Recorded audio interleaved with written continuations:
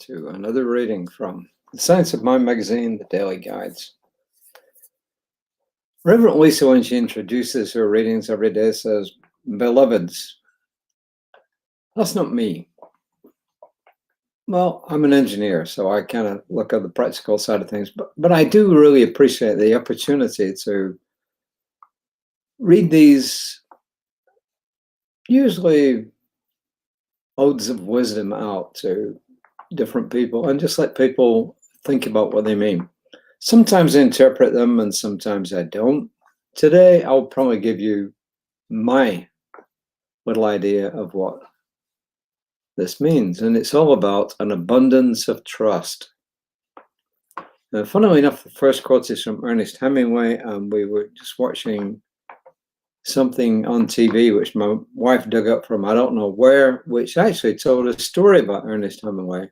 So it's kind of a coincidence. So he was meant to be quoted today. He says, "The best way to find out if you can trust somebody is to trust them.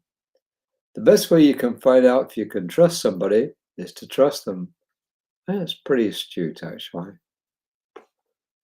And Ernest Holmes reverts back, of course, to the universe. He says, "When we learn to trust the universe, we shall be happy, prosperous, and well.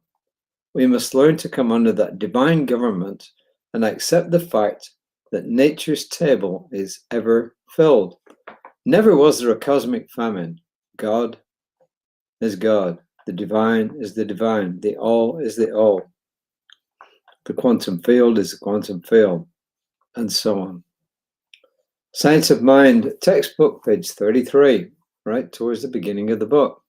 I mean the beginning because it's a big, thick book, like 600 pages. And this is Reverend Jim's idea. He says trust is a sense of inner strength, and it expresses the awareness of our connection with spirit. If you think of trust not as blind faith, but as a sense of inner security, it includes one's ability to detect when others may not be trustworthy. You will understand. It is important to have a good trustworthiness detector, and being authentically trusting is the best way to have one. Kind of like what Hemingway said.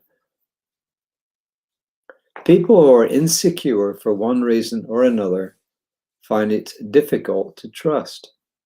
Interestingly, when we trust from a place of inner security, we're able to better detect when someone else is trustworthy. When we do not trust, we diminish our capacity to detect when trust is appropriate. Trust no one is a formula for unhappiness. Look at trust as emanating from spirit, the divine, the universe, the all, whatever you wish to call it, through the levels of your subconscious mind, and emerging as a sense of yourself, complete with the resulting behavior. Seen in this light, it becomes obvious that the place to do our work on developing trust is in our inner work. We do not depend on others to change.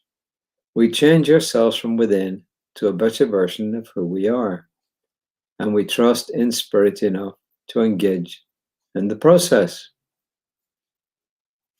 So what did you think trust means? What does it mean to you? As Hemingway says, is the best way to find out if you can trust someone to trust them?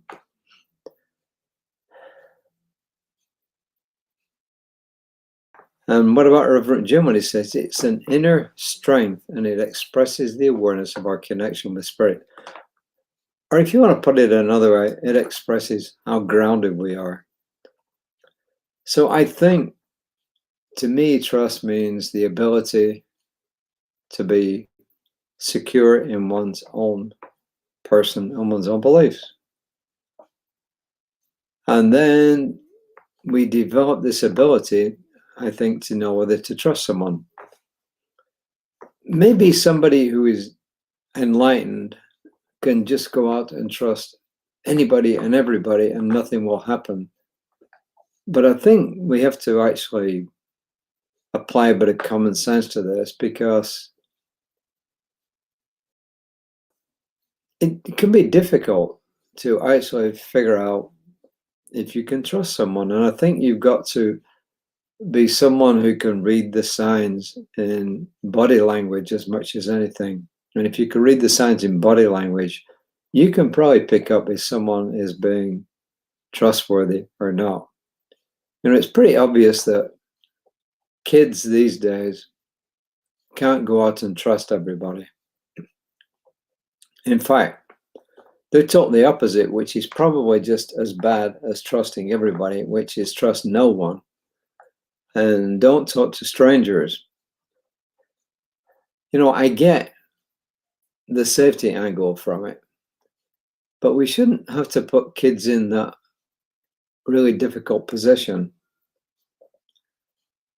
And I'm kind of torn between how I look at that. I mean, honestly, because as human beings, we are designed to live in community. We're designed to live with other human beings. And as such, I think we're at our deepest level designed to trust people. But I think also we have to apply that sense of caution because, let's face it, not everybody can be trusted. And I think if you start to learn body language and how to interpret body language, and if you teach kids how to interpret body language, they will eventually come to realize who they can and cannot trust. I think it's just a part of the modern world that there seems to be a lot more people around who are doing wacky things. And maybe it's society as a whole that's freaking out. I don't know. So I'm kind of open and ambivalent about trust in its deepest sense. He gives 2 long rambling affirmations. I trust Spirit fully, and I trust myself to be a vessel for wisdom, love, compassion, and truth. That's a good one because it's all about personal. It's about you in a relationship with a power greater than you are, whatever you want to term it. And then he says, I know I have the ability to determine if someone's trustworthy by listening to my body and my inner voice.